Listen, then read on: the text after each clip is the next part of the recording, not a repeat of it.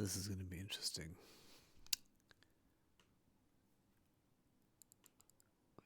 In the sense that I'm using terrible internet, trying to access a cloud computer.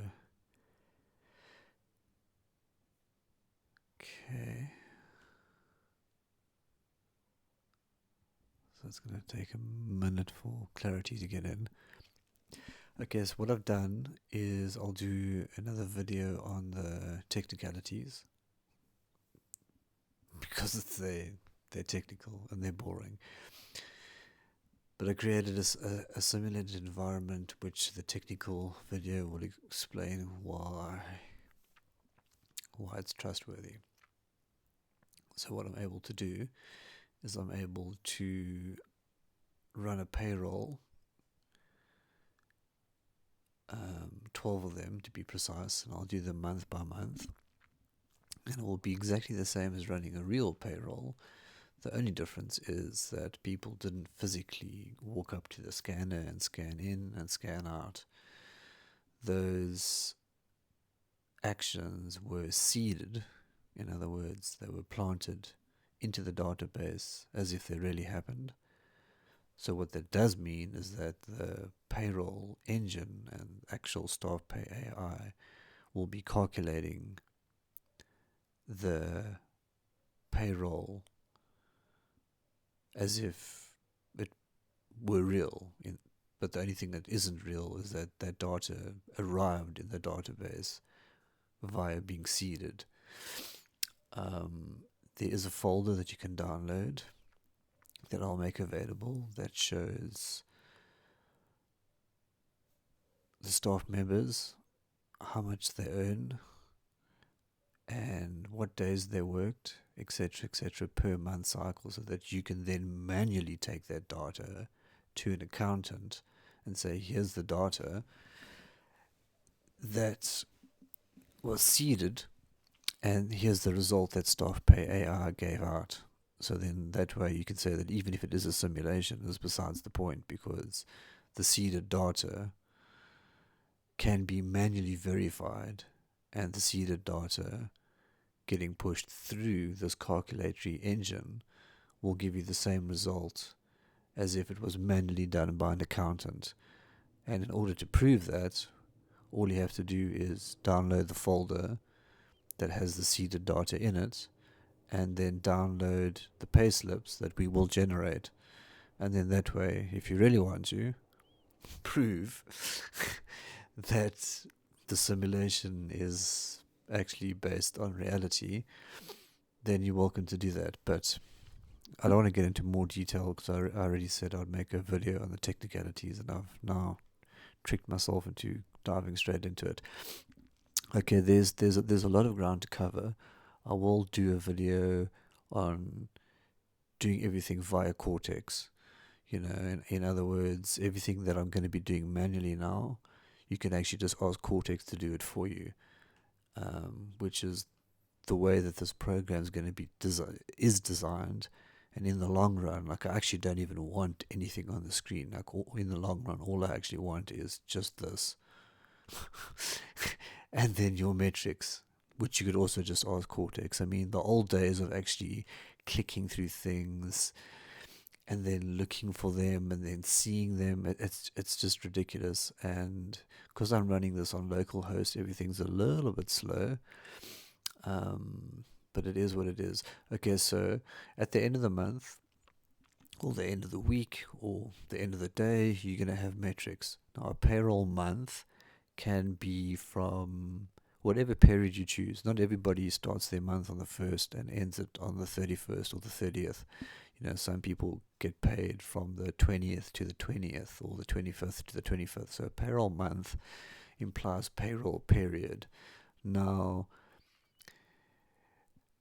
tax and SARS generally tends to work on a real month basis,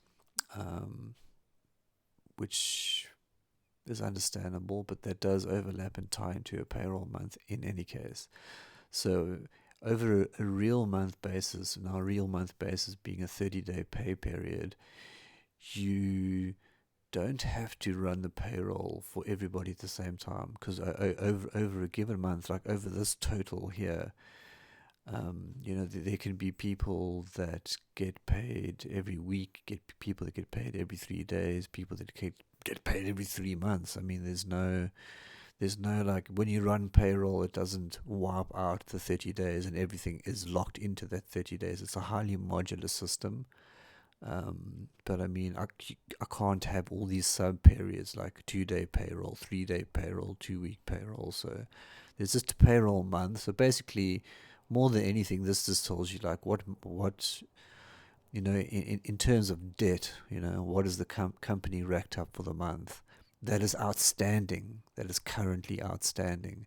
Once it's paid, it will be deducted. Like if I do a payroll now for half of the staff, then once they're paid, the payroll month will then just say, in this current payroll month, there's no longer 352 hours outstanding. There's 176 hours outstanding, for example. Okay, so this means current debt in terms of hours, which can be reduced in any amount of increments over any period of time, which gives our system a lot of modularity. Weekly overview is exactly what you expect it to be. Daily overview, you'll never believe it, but it's a daily overview. So if there was anybody on overtime, you would be able to just click, like if the weekly overtime was high, you could just open it up and then be like, gosh, why is the weekly overtime high? And then, sorry, forgive the buffering here, it would display the names of the people involved in the accumulation of that weekly overtime. Like, for example, the regular hours, you could just go, okay, well, let's have a look what's going on in the regular hours, which generally speaking should be instantaneous, but, given the circumstances of what I'm running here, it isn't. And then here's two people, and here's their regular hours. And then if I click on their name, which would normally just instantly open, you will see that it will display the person's name that I clicked on, who was Nomsa Kumalo, and then you can see all of her sign-in data for that particular payroll period. The total amount of hours, the overtime total. Let me scroll back into the top so you can see regular hours, overtime hours, Sunday hours, holiday hours, any of those things. So this is like a mini version of what your payslip would show, and it's a way of checking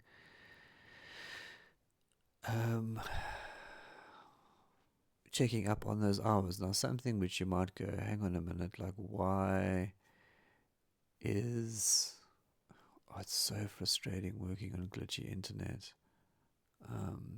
Sorry, bear with me. This is more painful for me than for you. If you go to dashboard, and then you go, well, why, when I clicked on regular hours, did only two names come up?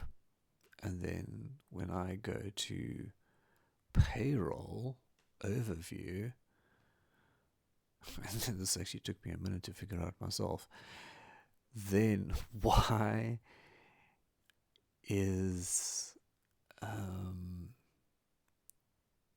if you open up the zone, you can have as many zones as you want. This particular example has only got one zone. Why are only those two names populated in the hours, even though all of these people have worked a huge amount of hours, which technically is also outstanding debt, that you would think would populate in the hour in the hours on the dashboard, but the reason that they don't is that these people are not paid by the hour. These people are paid fixed salaries. So, these are the situations where, listen here, we're paying you 140,000 Rand a month. You work, you get the job done. If you need to work 16 hours, it's like overtime doesn't apply to these people. You know what I mean? These are just high up executives who are, they get paid a lot. There's a reason that they get paid a lot. They don't need to sign in. They don't need to sign out. They get paid a fixed amount, and that optionality is achieved by something very important called a pay group. Now, there's the two main metrics, the two main things associated to anybody. Like if you open up a staff member, is the pay group, which determines how they get paid, how much they get paid, and the zone that they work in. Okay, so here is a pay group, and there will be different pay groups that you can choose from. Maybe there's only 5, maybe there's 500. It just, you know what I mean? It's like maybe you've got 50 permanents and they all get paid X amount, and then you've got 10 managers and they all get paid X amount. So then instead of having 60 pay groups, if people share a pay group, in other words, they all get paid the same and they all apply to the same pay rules, well, then you just create a pay group. And then a zone, well, you can have as many zones as you want. Now, a zone, generally speaking, would be like pack house, like everybody works in the pack house, or everybody that works in the bakery, or everybody that works in front of house. Or you could have a zone that is morning pack house, a zone that is afternoon pack house. And the reason for that is that when you're creating a roster, then you can say, okay, I need to create a roster for the pack house. They are working from 4 in the morning until 2 in the afternoon. And then I need to create a roster for, people working in the field, and they're only working from, due to the heat, they're working from 6 in the morning and they finish at 11 o'clock in the morning, and they're casuals and they only get paid by the hour, they get an hourly pay. So zones are easy to create and pay groups are easy to create. You'll find them in settings. And then here they are. There's zones and there's pay groups. So if you open up a pay group and you just patiently wait for Botswana internet to do anything. For example, these are all the different pay groups for this particular company. If you needed to create a pay group, you click create a pay group. No surprise there. And then you choose, well, first of all, you realize that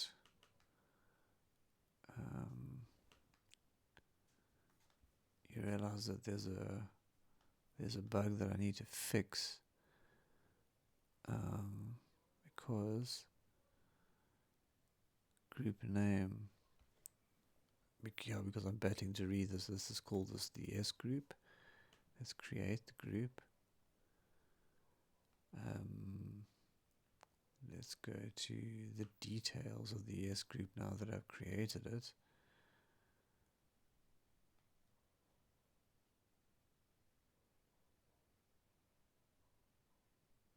Okay. Well, yeah, I found now I need to actually sort out that user interface bug. Here is where you would choose salary. In other words, they get paid 670,000 Rand a month. We don't care how many hours a day you work per se. Like you get paid a lot, you do the job. And then you get fixed daily wage plus overtime. These are basically permanents, but I mean, maybe they work overtime, maybe they don't. And then you get true hours exact. In other words, you get paid by the hour. And, maybe you work 3 hours a day, maybe you work 2 hours a day, maybe you work 20 hours a day, and you get paid overtime. So that's the modularity. Paid by the hour, fixed daily wage plus overtime. So these are basically permanents.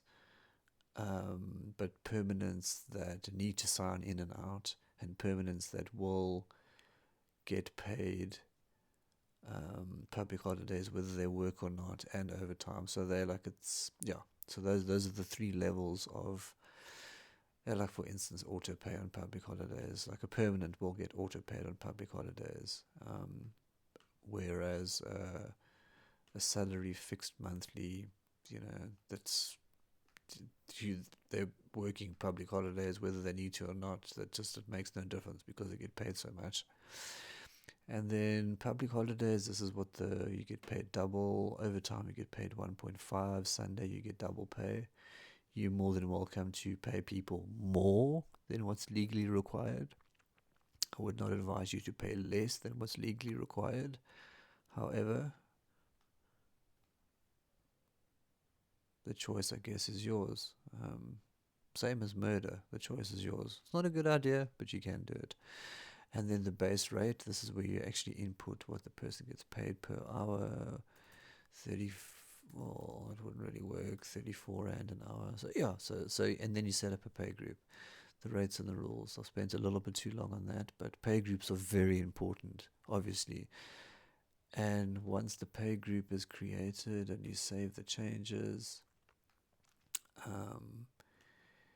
then if you were to create any new staff member, which you typically wouldn't do on the web interface, you would do it on the mobile because you could take a photo of the staff and then register them into the face scanning app. But for argument's sake, if you add a staff here, you just basically going to put in their name, the zone that they work, and the pay group. That's the bare minimum that you have to do. Their starting date of contract, their end date of contract. And then because the staff member now has a zone and a pay group, then once they're rostered and they sign in and out, they'll obviously be paid. Now, I realize this is all very obvious, but this is how the system works. You put a staff member in, you attach them to a zone, you give them a pay group because everybody needs to be paid a certain amount and everybody needs to be allocated an area that they work. And then for the creation of roster purposes, then zones become very, very important. Okay. So we've covered staff, we've covered rosters. How do you create a roster? Rosters are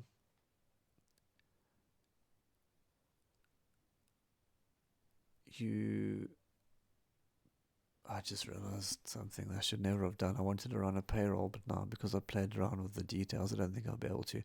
Rosters are you pick a zone. There is only one zone, and you pick a staff member.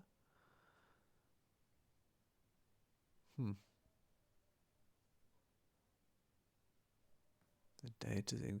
Okay, I tell you where the confusion's coming in. I'm actually I'm doing two videos at the same time here that I shouldn't be. Let's just stop there, and then go. Okay, so that's how this data arrived. Okay, you were able to see the people that the people that get paid per hour. Their hours were populated here. And then if you go to payroll overview, you'll see the real amount that's owed, including the permanent staff. And you'll see that there's one public holiday in this payroll period, which is the 2nd of March until the 31st of March. And then if you were to open this up, which we've already done on numerous times, you would then see, for instance, this is the total PAYE, this is the total UIF, and this is the total skills that needs to be paid. And if you open it up, it will tell you how much each individual person owes for each of those individual metrics, which are SARS metrics, which are unavoidable. They have to get paid. They're prerequisites. Okay, and if you go down a bit further, you'll see that we've got another section here called deductions. I always seem to battle to close this once I open it. Estimated gross pay. It's so strange. Anyway, it is what it is anyway. So let me scroll down. You go to deductions. So deductions are something that you can add to a staff member. You don't have to, but for instance, here's one staff member that pays off a 500 Rand a month loan.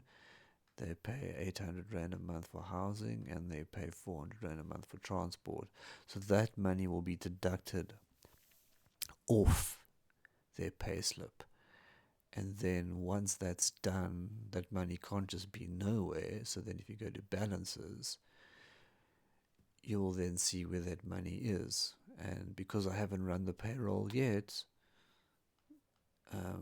this is telling you the deductions that are going to be coming in, the estimate that's coming in. It's telling you loan balances are auto-deducted, so this will tell you the total outstanding loans. This is like a mini accounting system, the monthly deduction. There's the loans, savings. Very unsurprisingly, there's no staff with savings. And loan balances, can I open loan balances? It will probably tell you the name of the person and what they owe, and then how much they pay per month. And then all of these fields are blank. And when you run the payroll, they then won't be. So let's finally get around to running the payroll. And normally you would select the dates, but because this is a seeded script, the date is already set. It says the regular hours, grand total that's owed. Then you click create a new pay run. And I think that I'm going to have to put in the 2nd or the 3rd of 2026. And then because I'm using a VPS, which is based in Germany, for some reason the months are in some other language, which wouldn't normally be the case. And the 31st of March, January, February, March, Mars. Okay. And then now you can go all staff or by pay group or by zone. So this is where the modularity comes in. You don't have to pay all the staff at once, but let's pay all the staff at once. Let's click create pay run. And it's now a draft. And so now I can check everything. So now these high totals, these are flags. And flags are set under settings, and they're there to point out that something is high. But obviously the payroll flags, the default settings are quite low. But you could obviously set your default settings that if anything jumps out, it will flag and be like, well, hang on, this person, like, why on earth is this person getting paid so much? Well, they're supposed to, in this particular case. So here's each person, here's what they're getting, so you can check all of this, make sure you're happy with it, and then you click finalize and lock. And once you finalize and lock a payslip, to give our company credibility and from an auditing perspective, you cannot change a locked and finalized pay run. So now it's finalized and locked. And so now what you would do is you would download, depending on what bank you're with. I chose Capitec as my default bank. And I've now just triple clicked on a whole lot of stuff that I shouldn't have. If I go here, you'll see I downloaded the Capitec CSV file. So I can now drag this straight into my Capitec bank account. And because all my staff's bank account numbers are already loaded into my Capitec account, it will automatically pay all of them. Okay. And I can now, if I want to download anybody's payslip, I can open up the payslip and then get rid of the German, and then you'll see the hours break time, the earnings, and you might think, okay, well, that's a really boring payslip, and it is. But if you go to settings and you go to general, I believe, you'll find something called payslip design, where you can make your payslip more interesting, you can choose your color, you can add your company details, and you can upload your company logo to make your payslip just kind of next level. Did we just divert? Yes, we did. Bank exports, this is where you can choose what your default bank is. ABSA, First National, this is all that we offer. So yeah, let's go back to, now that we've run the payroll, and all the staff will then receive their pay slips in the staff app. I could ask Cortex to email me, or you can ask Cortex anything, but that's another video for another day. So now let's go back to the balances page. So now we're back in the accounting page, and now it's suddenly populated. Okay, received from staff. There's the money received from staff, because if you're deducting money from staff, well then it's got to be somewhere. Well, this is where it is. And so this is what the staff are going to be paying for PAYE and UIF. This is the company's share of what the company is going to be paying, and here's the combined total that needs to be paid. And there's the loan balances now would have been reduced because it would have received one payment. Savings total has gone up because there's a staff member that astutely saves 300 a month. Well, there, that shows that's now sitting in there. And so also in your compliance section, you would be able to, if you went back to, I do believe that was March, you should be able to generate the EMP 201, which has all of the EMP 201 data for it, and then export for SARS e-filing. And then there's your SARS CSV. So then now you can upload that to the SARS portal, and then all of your SARS is sorted out. So now that I digressed down another rabbit hole, let's go back to balances. So once you've uploaded your CSV to SARS, you've received the code and you then paid it, you can then come into this page over here, and you can save this data, download this data if you want. It just shows you here the deductions. There's medical aid deduction. This person pays 1/8, the company pays 1/8, which means that it's a shared deduction.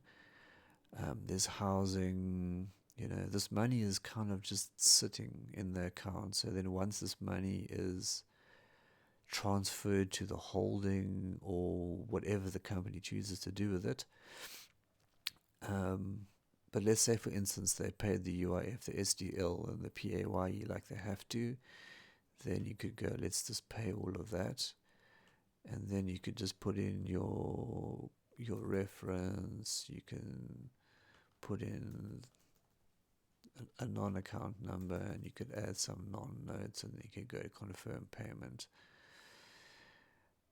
And then the payment is now done, and then whoever done it would have put their details in, or just the proof. I just kind of just put in any random details just to get past that page, but obviously that page is important, and whoever has the authority to do it needs to obviously authorize it, which then now means now the balances have been done.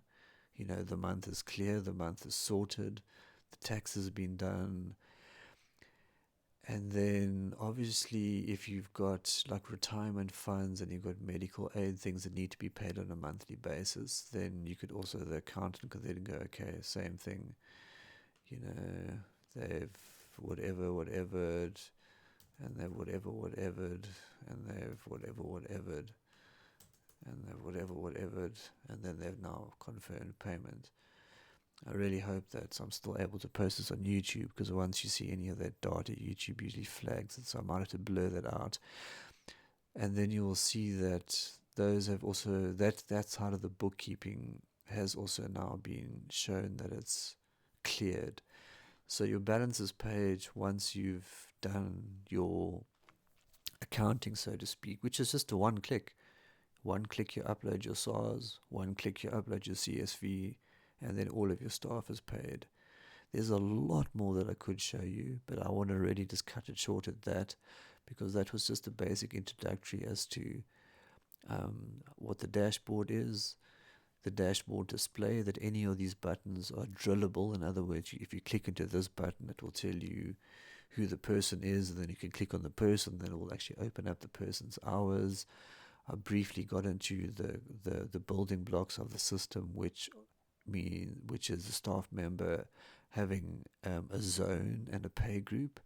The only reason that I didn't create a roster was because the seeded data would have then gone crazy. So in another completely separate video, I will show you the roster creations and a whole lot of other things.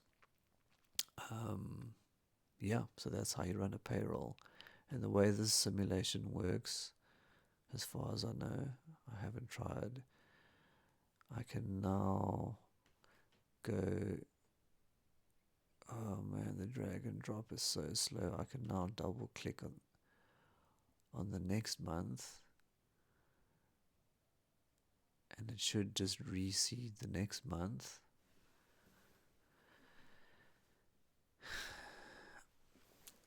Let's give it a moment to see that it does. And then I don't know if I'll have to reopen this or if it's going to open it itself. Okay, it's prepping, so it's busy doing stuff. Sorry, forgive my lack of eloquence, but this is the first time I'm actually even doing this.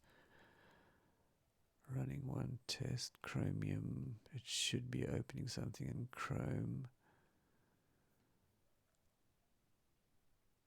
Let's have a look. No. I might have to close this and then reopen it.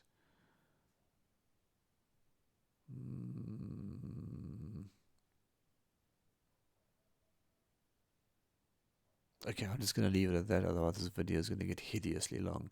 But what I can do, and what I will do in another video, is instead of going down endless rabbit holes, I'll just do a quick run where we run, March's payroll, April's payroll. We just run payroll after payroll after payroll, and then I can show you that how, like for instance, after running this payroll that we just did, in balances, there was a saving of 300. So then, when I seed the following month and I finalize that payroll, then this will go up to 600, and then this will be reduced from 5,500 to 5,000. So that's just a way of me showing you a fast forward, provable simulation of a year of payrolls, and then what happens, and then how each month contributes or deducts from things, including how staff accumulate leave and how staff leave gets deducted. So the first video, which was this one, was incredibly long because I went into a whole lot of details and done a payroll. But then the next video, I will leave out the details and I'll just run the payroll, and then that'll be much quicker. And then I'll do a separate series where I show Cortex doing everything. I think that was a very thorough and in-depth introduction into what StaffPayAI is capable of and what it can do. And as you saw, let's just go down one more side road. You saw that certain staff members, I don't actually even know what the person's name was. It might have been Peter van Wyk. Let's open up Peter van Wyk. And then you'll see what I mean by the system being very modular. Can I even click on here to open his name? Is his name opening? Am I just being impatient? Is the internet going crazy? Am I going crazy? Well, let's just open up Joe Soap then. Oh man, I think I'm battling to open anything up. Sorry, it's. I don't want to keep making excuses, but the internet's hideously slow. So if you go to finances in any staff member, and you go to deductions, you can then actually create custom deductions. Like food, housing, etc., etc. And then here's the pension fund. Pensions and funds, where the employee pays a certain amount and the employer pays a certain amount. It can be a percentage based, or you can actually toggle it to rand base. The same as food and housing, it can be a percentage based deduction or it can be a rand based deduction.